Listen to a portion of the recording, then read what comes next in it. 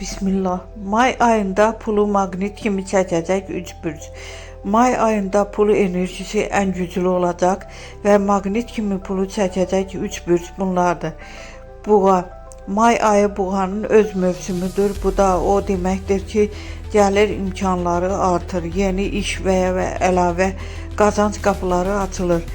Səbirli davranışı böyük maddi nəticə verəcək. Şanslı günlər ayın ortası və sonu.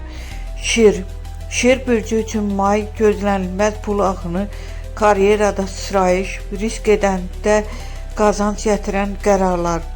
Əsas məsləhət, fürsət gələndə tərəddüd etmə. 3. Oğlaq. Oğlaq üçün bu ay uzun müddət çəkilən zəhmətin bəhrəsi gəlir. Stabil və böyük gəlir ehtimalı, maliyyə baxımından rahatlama dövrü. Ən güclü tərəfi planlı hərəkət və böyük qazanc. Bonus enerji əkizlər ayın sonuna doğru pul enerjisini aktivləşdirə bilər.